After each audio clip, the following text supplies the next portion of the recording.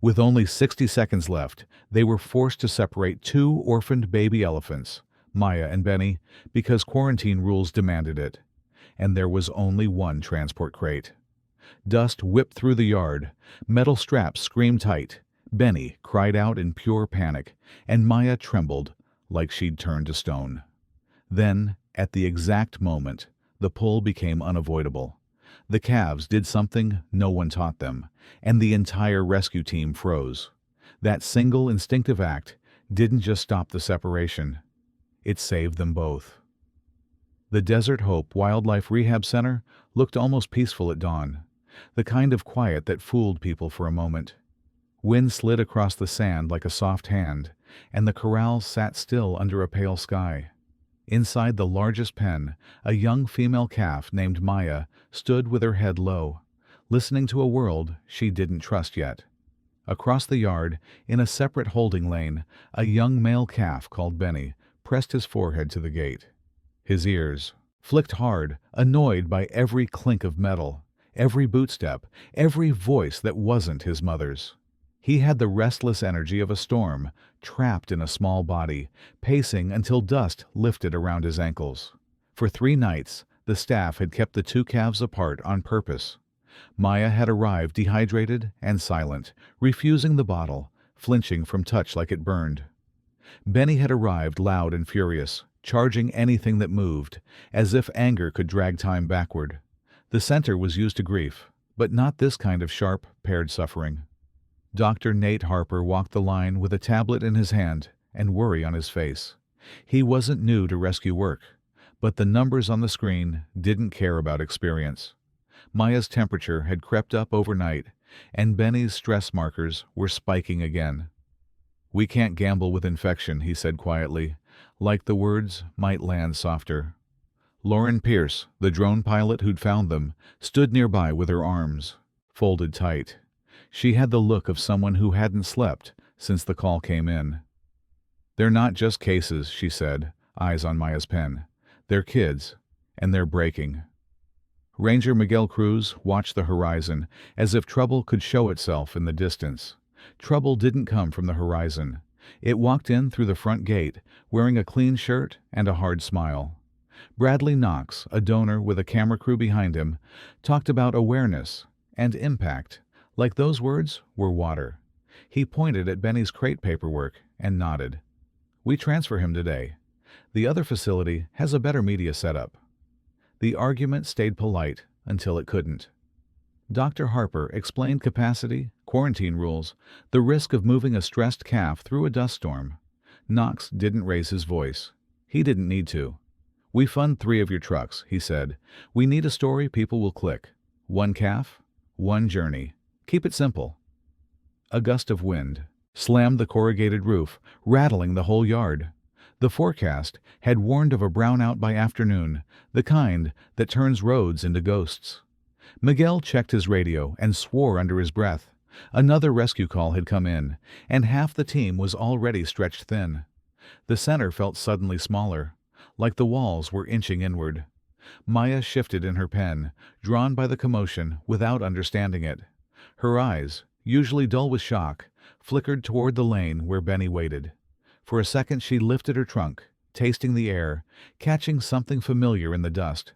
Another calf's scent, young and raw, threaded with fear. Then her body sagged again, as if hope took too much energy. Benny heard her too. Not a sound, just presence. He stopped pacing and stared toward the divider, ears forward, breath loud. When a handler tightened the strap on his transport crate, he let out a harsh, broken trumpet that made even the camera crew freeze. It didn't sound like rage anymore. It sounded like a question no one could answer. Dr. Harper looked at the clock mounted above the supply shed, then at the Stormline building in the west. "We have 1 minute," he said, voice cutting through the yard. "If we don't load him now, we lose the road." Miguel stepped toward the latch. Lauren stepped in front of him. "Don't," she snapped, and her voice surprised even her. The team moved anyway, because training beats feelings until it doesn't. 2 handlers guided Benny toward the crate. Benny fought, then faltered, then fought again, hooves skidding, eyes wide. Across the yard, Maya's keeper Caleb tried to soothe her, but Maya wasn't watching him. She was watching Benny, like her body finally remembered what it meant to choose. When Miguel reached for the final latch, Maya lunged forward with a suddenness that stole the breath from the whole line.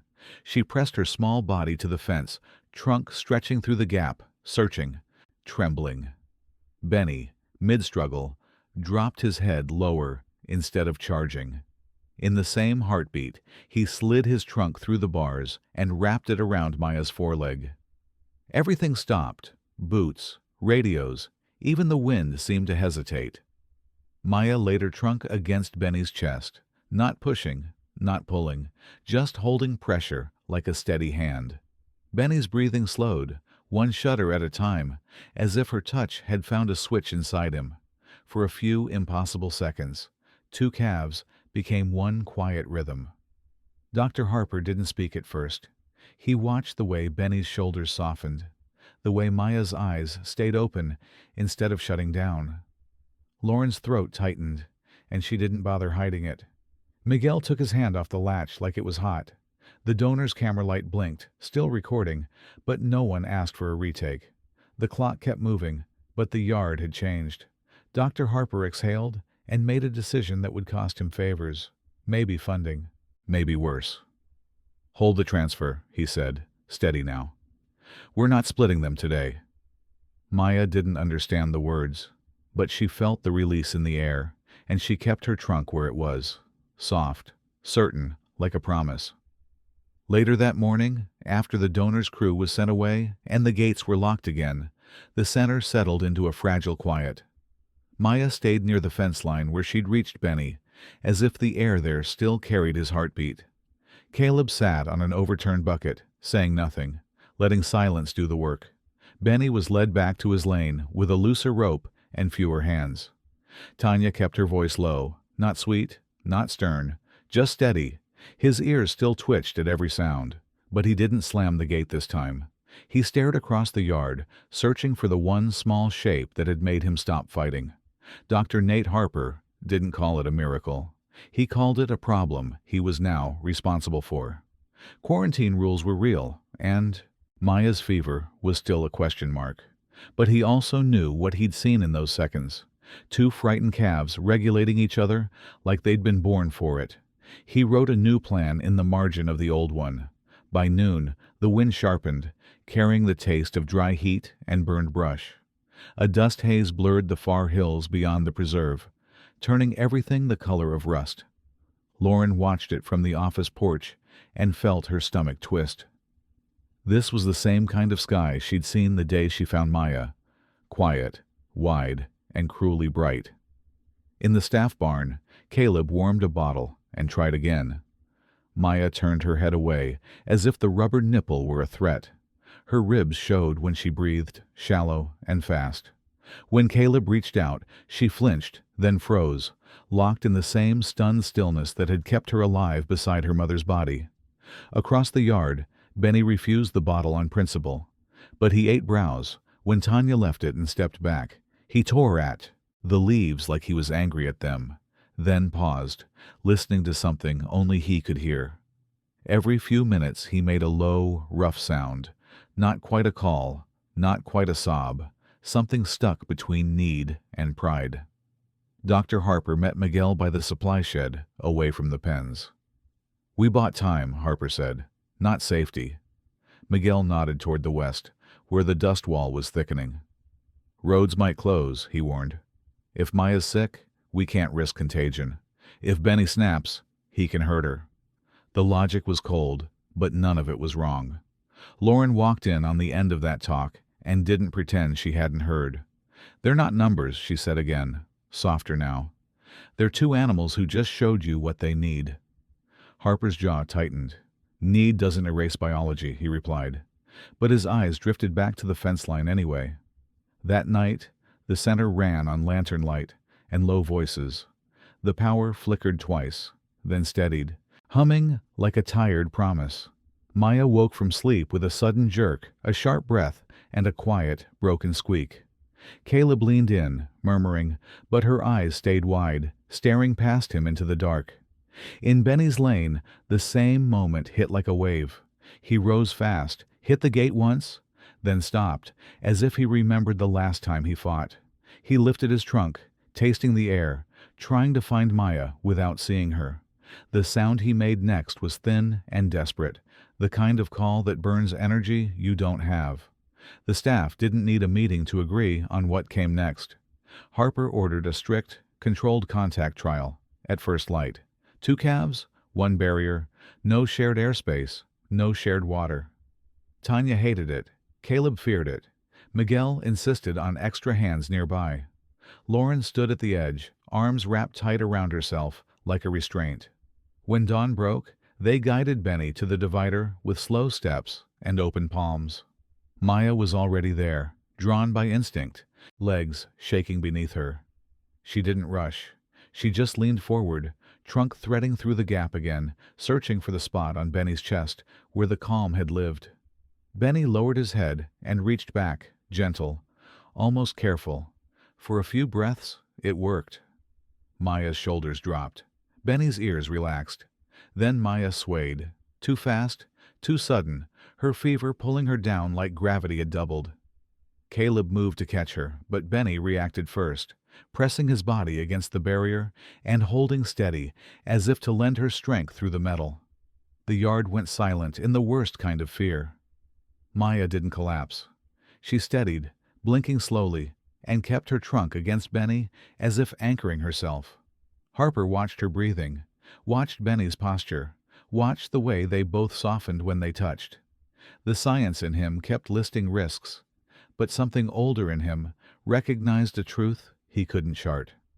When Harper finally nodded to end the trial, Benny didn't protest. He backed away on his own, still watching Maya, like he was learning a new kind of control. Maya stayed where she was until Caleb guided her back, and even then she looked over her shoulder, eyes less empty than before. The storm hadn't passed, but for the first time, neither calf felt completely alone inside it. Morning arrived with a thin, washed-out sun and the smell of dust that never really left. The center moved like a clinic and a camp at the same time. Quiet feet, clipped voices, careful hands.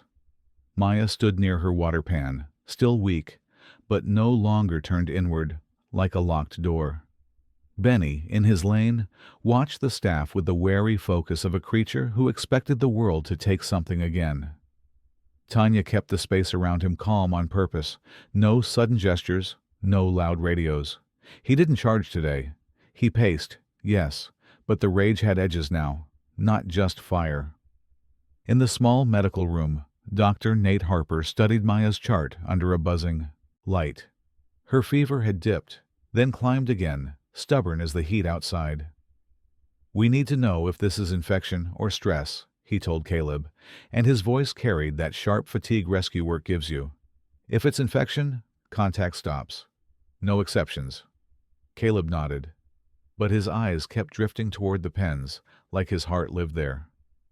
"She won't drink unless she's near him," he admitted. It sounded impossible, but Harper had seen enough wildlife to believe in impossible things. He wrote orders for blood work, fluids, and a second controlled contact trial, shorter than the last. Lauren Pierce arrived with fresh drone footage on a tablet and a new worry in her face. The preserve rangers had spotted tire tracks near the old service road, too fresh, too deep. Miguel swore it wasn't staff. "Poachers follow chaos," he said. 2 orphan calves make a tempting rumor. The danger was no longer theoretical. By midday, a call came in that tightened every shoulder in the building. A wildfire flare-up had forced an evacuation in a neighboring sector, and Desert Hope was asked to free up 1 transport crate for emergency relocation, the same crate slated for Benny. Harper looked at the message, then at the yard, and didn't speak for a long moment. The donor, Bradley Knox, sensed the pressure like blood in water. He returned with a tighter smile and fewer pleasantries.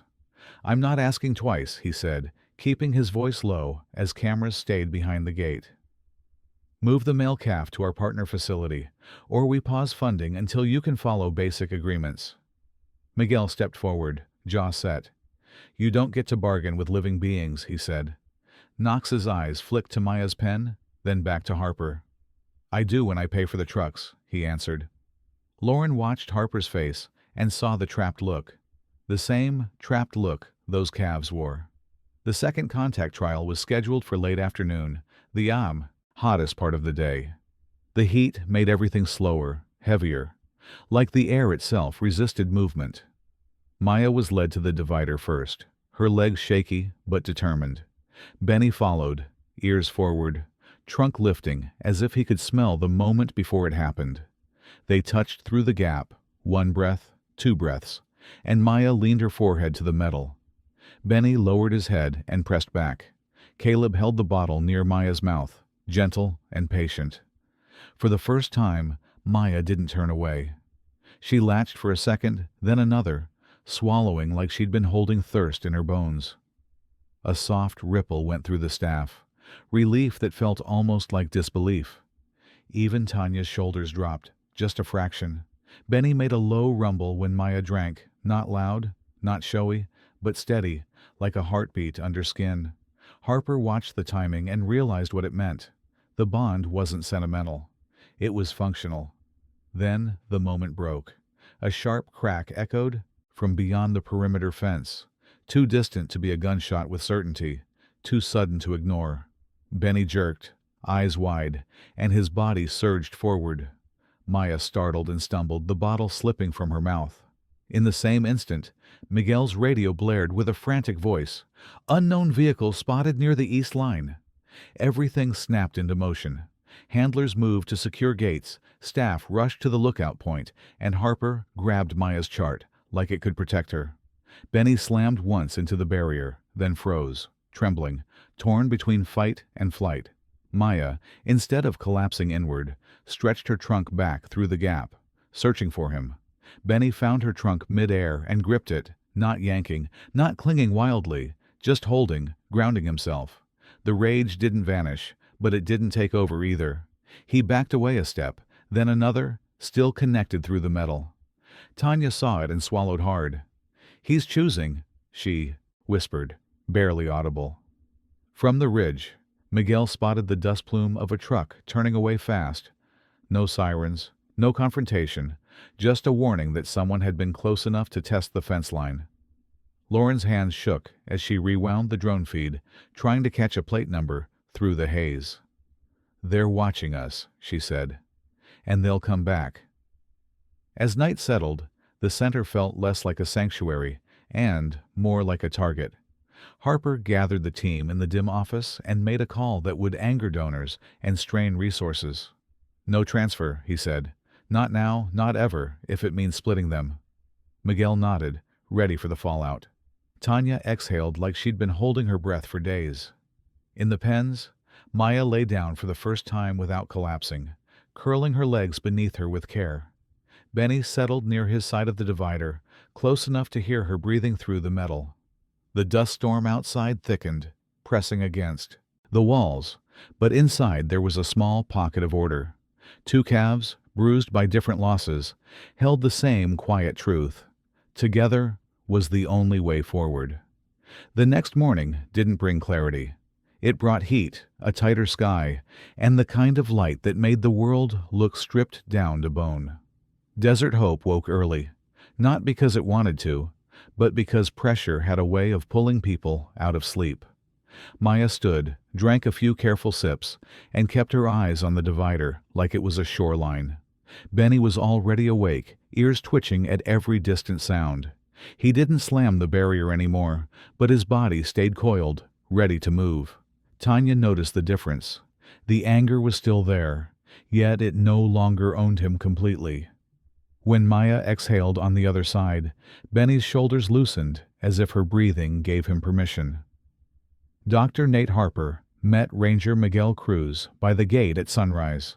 Fresh tire marks cut through the sand outside the fence, new tracks over. Yesterday's tracks, closer this time.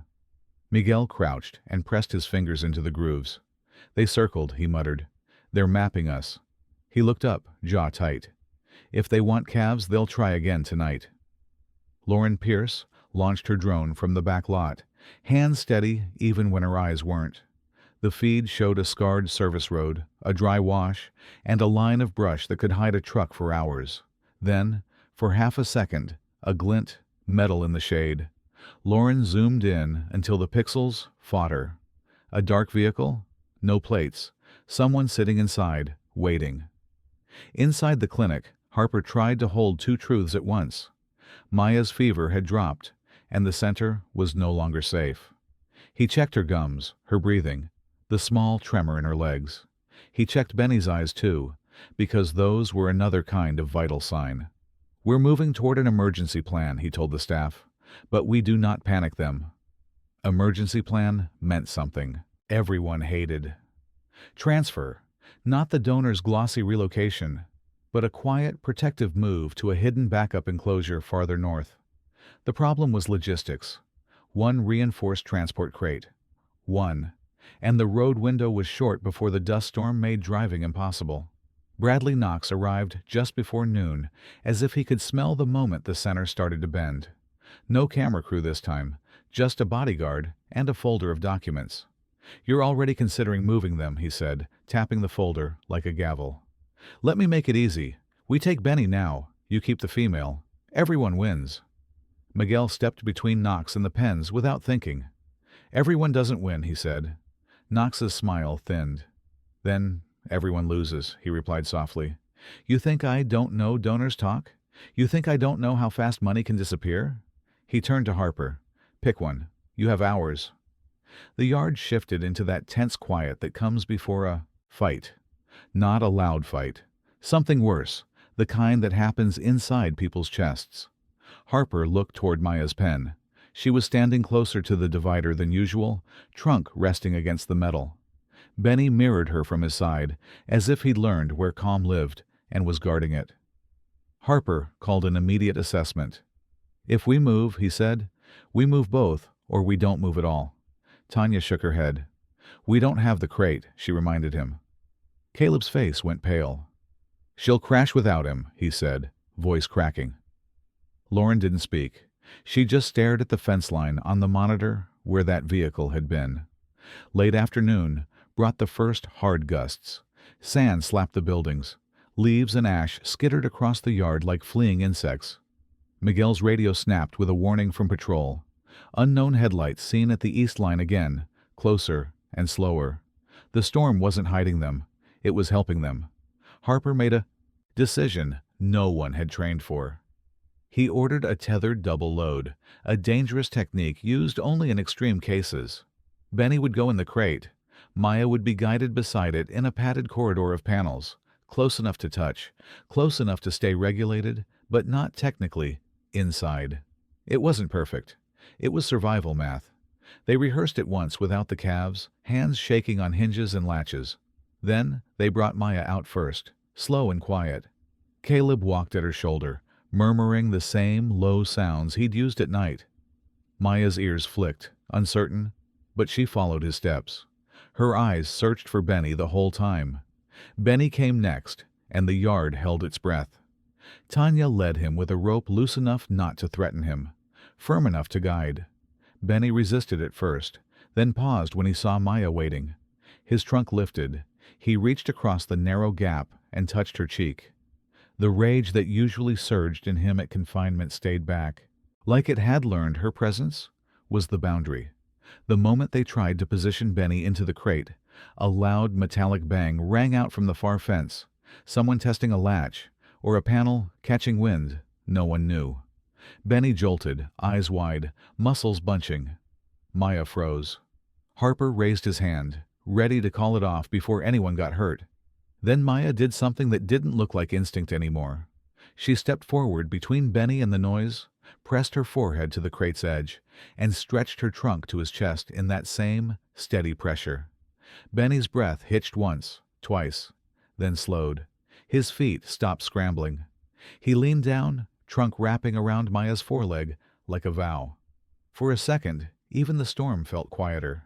Tanya whispered, "Easy," not to Benny, but to the whole world. Caleb blinked hard, eyes shining. Harper swallowed and nodded. "Now," he said, and his voice didn't shake. "While they're with us." They got Benny into the crate. They guided Maya along the padded panels beside him. Through the slats, Benny kept his trunk reaching, finding Maya every time the truck rocked.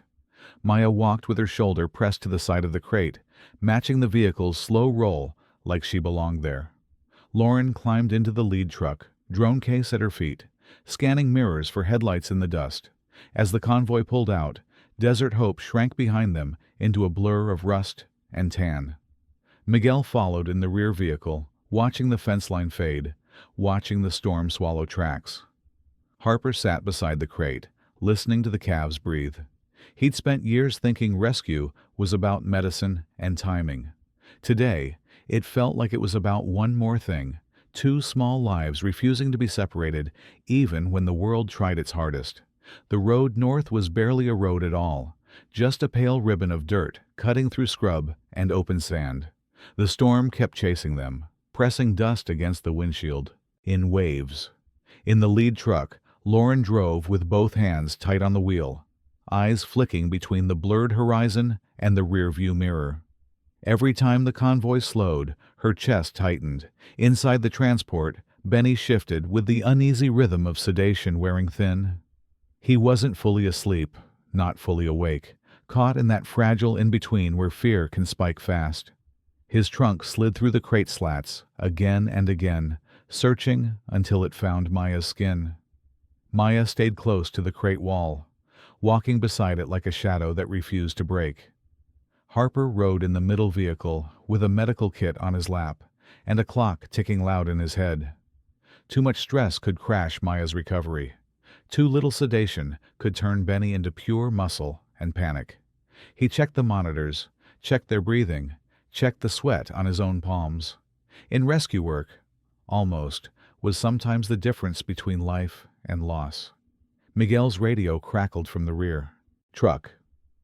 "Headlights," he said, voice low. "Far back. No siren. Same direction."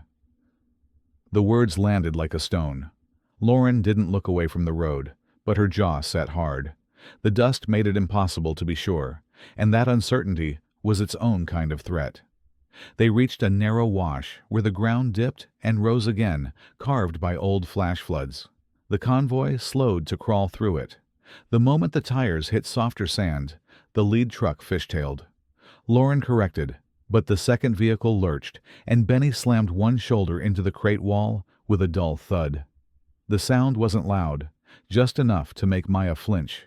Maya stopped walking, her legs locked as if the earth had turned to ice.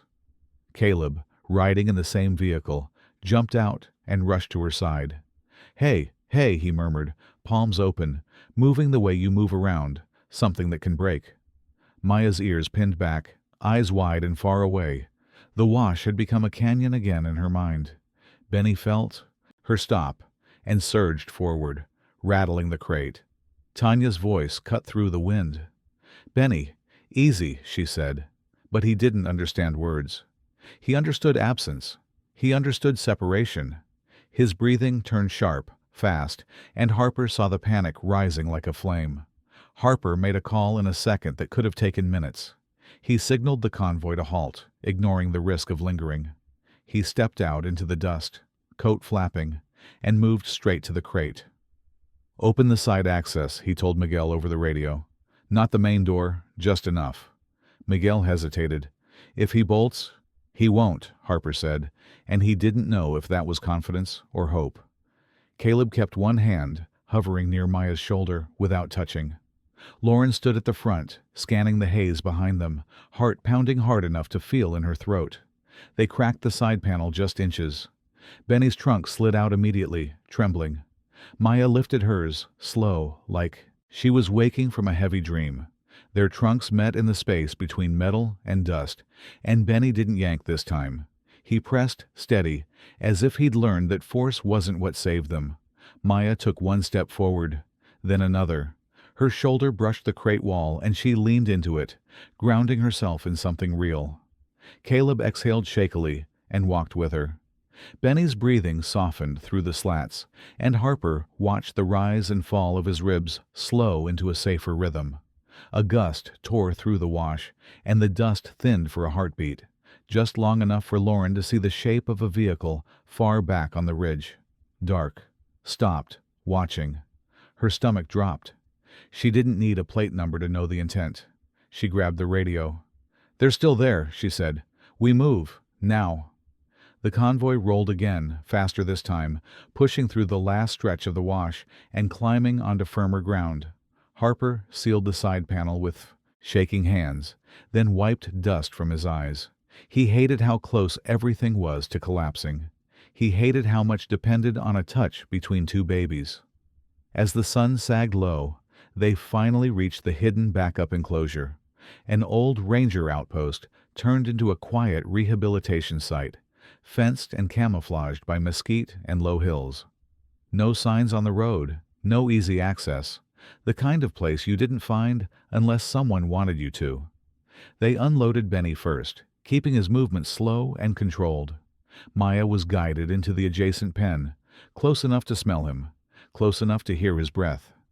The moment she stepped onto the packed earth, her knees buckled slightly, not from fear this time, but from exhaustion that had been waiting for permission.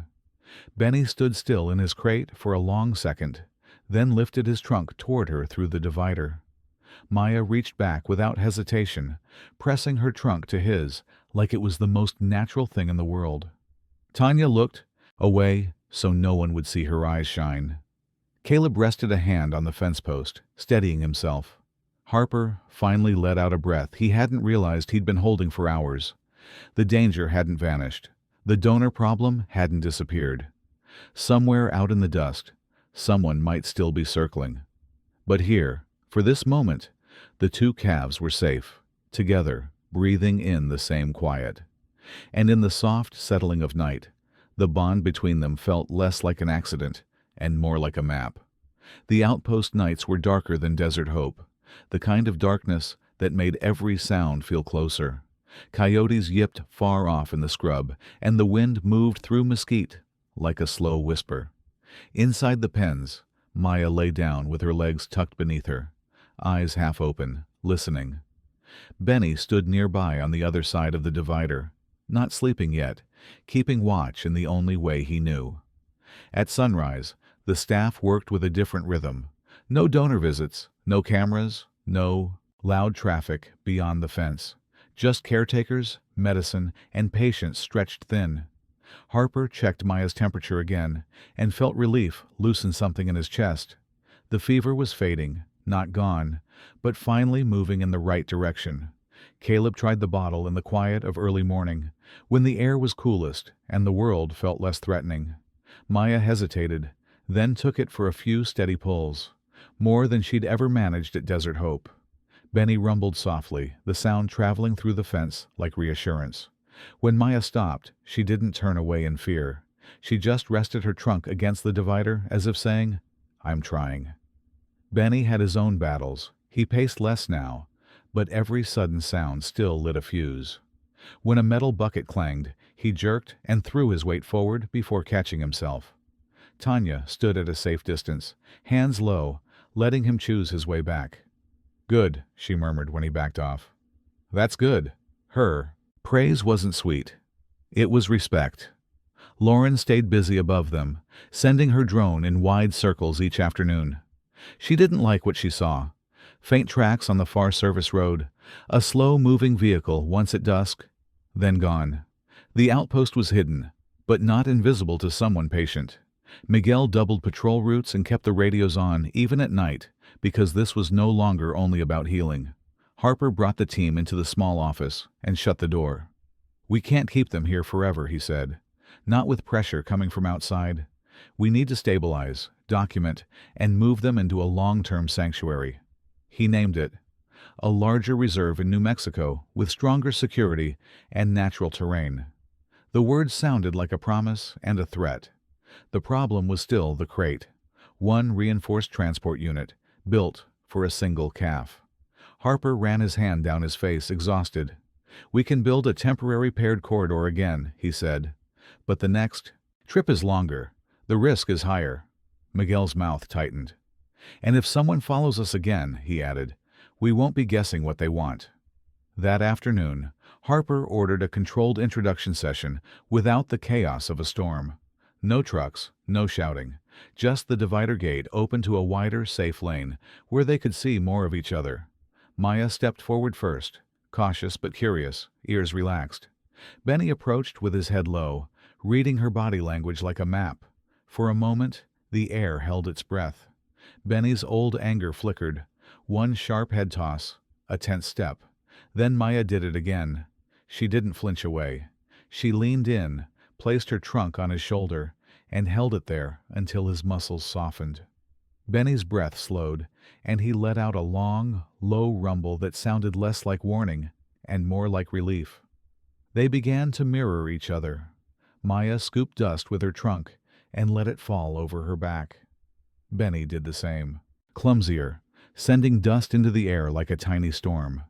Maya startled, then surprised everyone by giving a small, playful kick toward the ground. Benny answered with a gentle shove of his head, testing, not fighting. The first hint of play looked almost like normal life.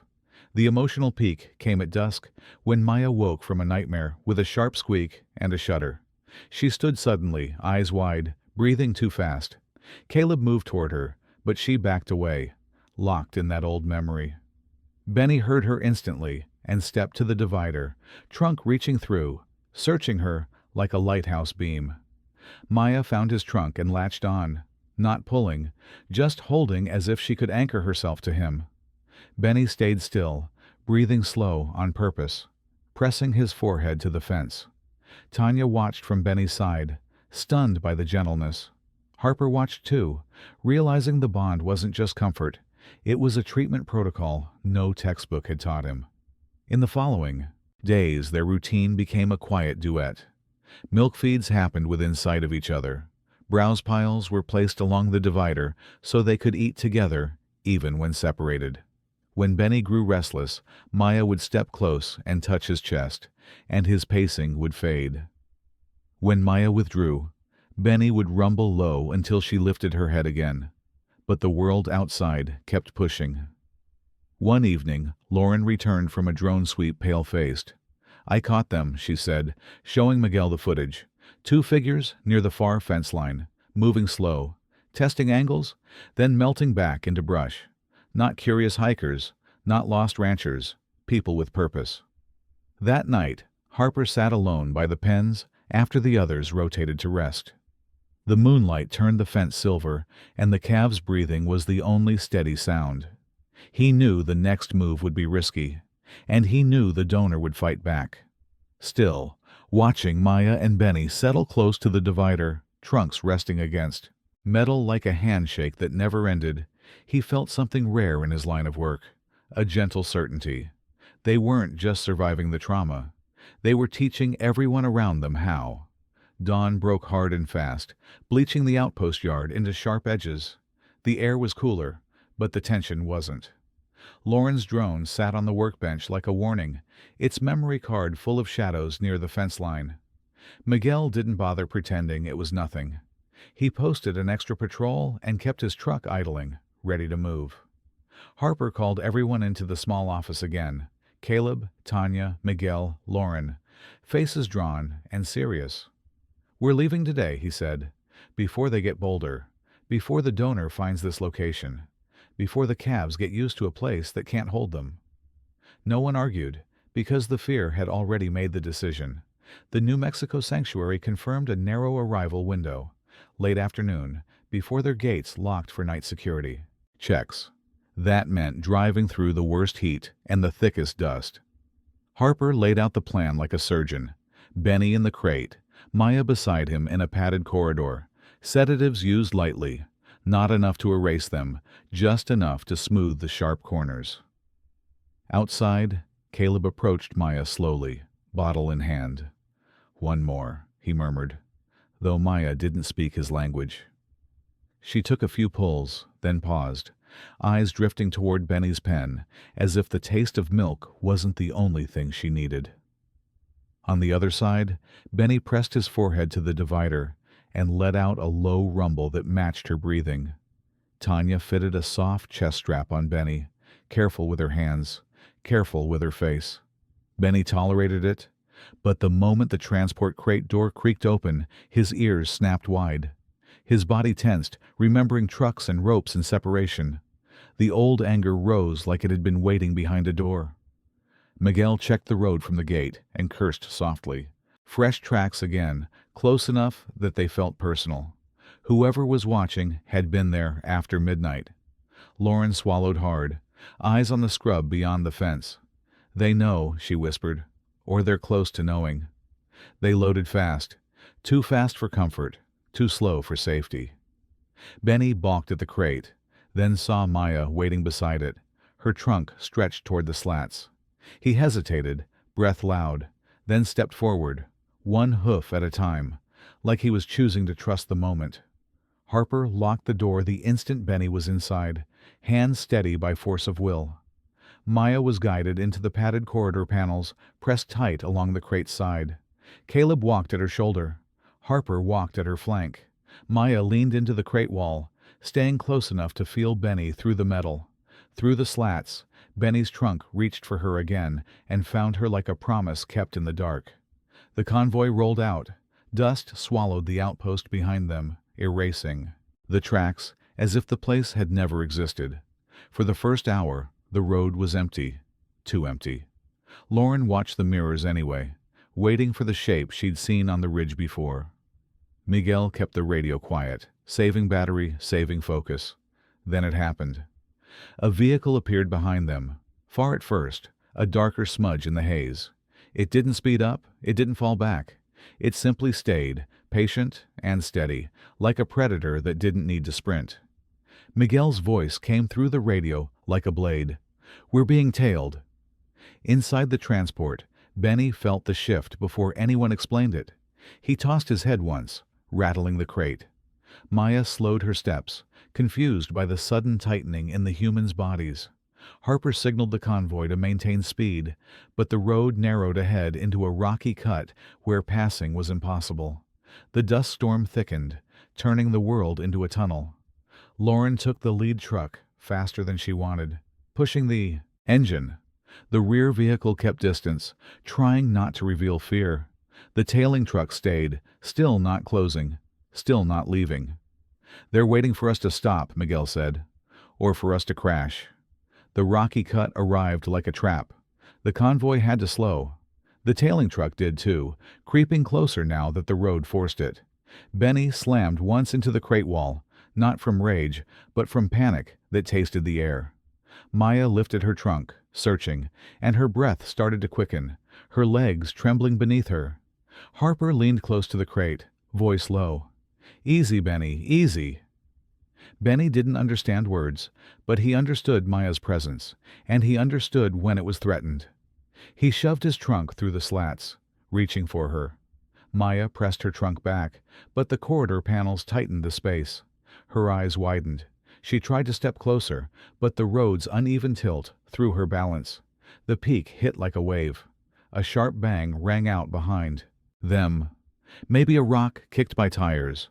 Maybe a warning shot into the air. Maybe just the storm playing tricks. It didn't matter. Benny surged forward, rattling metal, breathing fast, wild with the terror of being taken. Maya stumbled, and for half a heartbeat her trunk slipped away from the slats. That half heartbeat nearly broke everything. Maya recovered first. She planted her feet and shoved her shoulder into the crate's side, as if she could become a wall between Benny and the world. She threaded her trunk back through the slats and pressed it hard to Benny's chest, the same steady pressure that had quieted him before, not pulling him out, not begging, just telling his body, with touch, to come back. Benny's breath hitched, then slowed. He lowered his head instead of slamming again. Then, in a move no handler expected, he wrapped his trunk around Maya's foreleg through the slats and held it, firm, careful, controlled. It wasn't panic anymore. It was a choice, a signal. "Don't leave. I'm here. Stay." Harper saw it and made a decision that cost time, but saved them. "Open the side panel 2 inches," he ordered. "Now." Miguel protested over the radio. "On this road?" "Now," Harper repeated, and his voice didn't shake. They cracked the access panel just enough for trunks to meet more fully. The contact snapped both calves into a calmer rhythm. Maya's trembling eased. Benny's eyes softened from white-rimmed fear to something steadier. The convoy pushed through the cut while the calves held on to each other like a bridge. Behind them, the tailing truck hesitated, as if unsure what to do with prey that wouldn't fracture. At the far end of the rocky pass, Miguel finally had a sliver of open road. He hit the accelerator, and Lauren did the same. Dust flared behind them like smoke. The tailing truck fell back, not gone, but no longer close enough to force a stop. The danger hadn't vanished. It had only been delayed. As the afternoon stretched toward the sanctuary gates, the light softened, turning the desert gold. Maya kept walking beside the crate, shoulder pressed to Benny's side, her steps matching the truck's vibration as if she'd learned its language. Benny stayed quiet, trunk resting at the slats, touching her whenever the road jolted. Harper stared ahead, heart still pounding, and understood something that scared him as much as it moved him. The calves weren't just bonded. They were synchronized, two nervous systems keeping each other alive. Minutes from separation, again and again, they didn't plead. They didn't rage. They reached, and that reaching changed what the humans around them were willing to do. The sanctuary gates in New Mexico rose out of the dust like something unreal. Tall, steel, desert-colored walls, and a line of cameras that didn't blink. A security truck met the convoy before it reached the entrance, and Miguel finally let out a breath that sounded like it had been trapped in him for days. Behind them, the tailing vehicle was gone, swallowed by distance and storm. Inside the perimeter, the world changed. The air still smelled like sand, but it also carried sage and damp earth from a protected waterline. The ground rolled into low hills, dotted with hardy shrubs and scattered shade structures. Harper watched Maya step through the inner gate, her ears flicking in cautious wonder, and he felt the smallest lift in his chest. They unloaded Benny with care, keeping his movement slow and his options clear. Tanya opened the crate door a few inches at a time, speaking in that steady tone that didn't ask for trust but invited it. Benny stepped out, stiff at first, then turned immediately toward the divider where Maya stood. When their trunks met, both calves exhaled like they'd been holding their breath since Arizona and Texas. The sanctuary director, an older wildlife manager named Mrs. Caldwell, didn't hide her concern. "We can protect them," she said, eyes sharp and kind. "But we won't raise two elephants to live like a pair of ghosts." She nodded toward the larger range. "They'll need a community, and that's where most rescues fail." Harper knew she was right, and the truth sat heavy. For the first weeks, the calves stayed in an acclimation paddock, wide enough to move, close enough to monitor. Maya's appetite grew in slow steps. A bottle, then browse, then the first time she splashed water over her back without flinching. Benny's anger loosened into something more useful. Curiosity, alertness, a readiness to explore. He still startled easily, but he recovered faster when Maya touched his chest. Then came the problem Harper had feared. When a small group of sanctuary juveniles was brought near the fence for introduction, Maya and Benny didn't step forward. They stepped back together. Maya hid behind Benny's shoulder. Benny angled his body in front of her like a shield. The other elephants rumbled, tested the air, then moved on. The calves stayed alone, safe and isolated. Mrs. Caldwell watched the pattern for days and finally said what no one wanted to hear. "Their bond is saving them," she said, "and it's also trapping them. If they never learned to join a larger group, they'd struggle later, when the range expanded and human support pulled away." Harper stared at the fence line and wondered if the very thing that kept them alive would keep them small.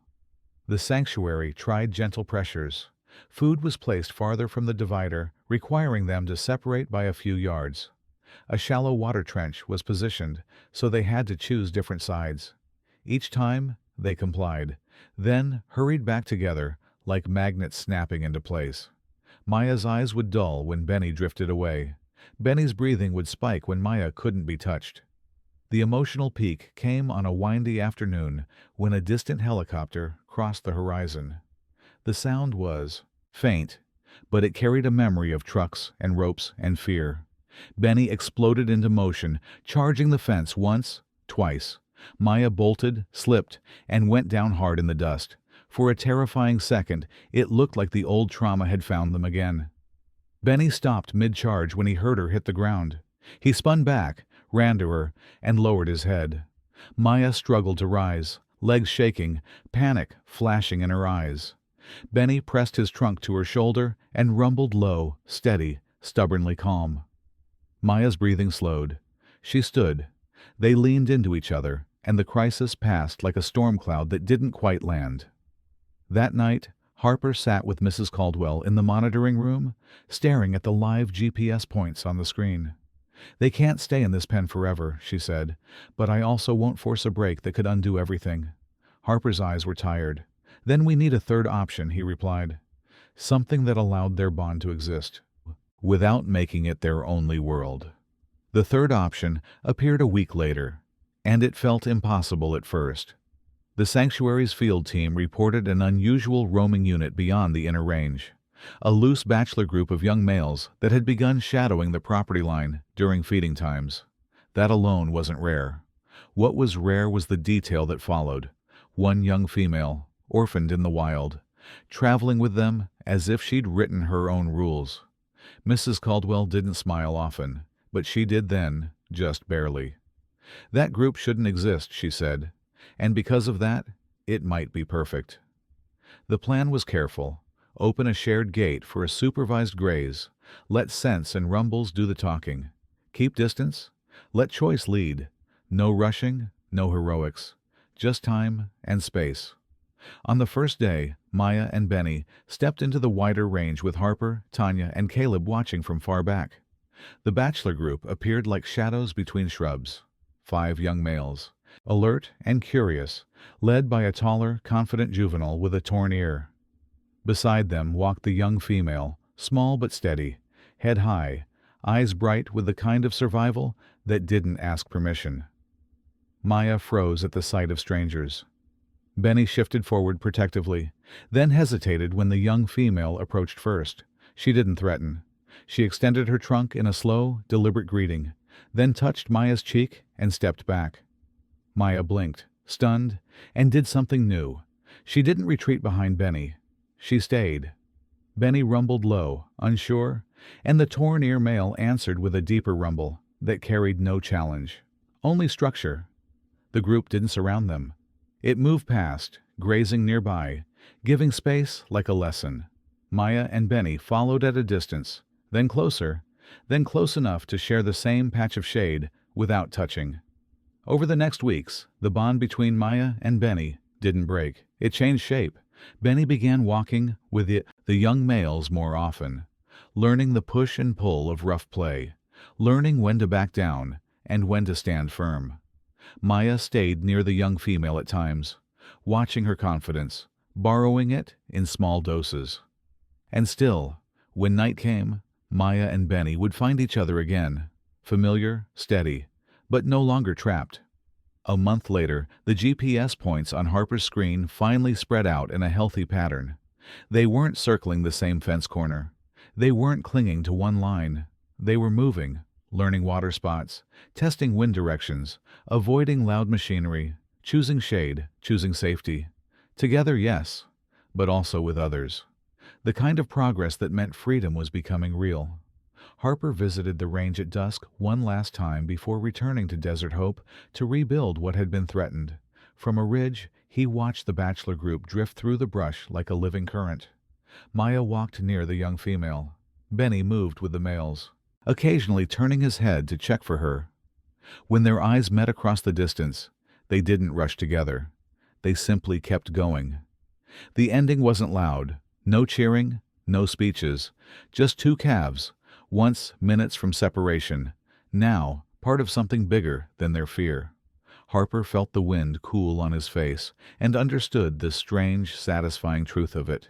Humans had saved their bodies, but it was the calves, reaching, choosing, regulating each other, who had saved their lives. "Before you go, tell me this. Do you think Maya and Benny would have survived If they'd been separated, comment 0 for no or 1 for yes. And if this story touched you, please hit subscribe and turn on notifications because the next story is already waiting and it might just surprise you even more.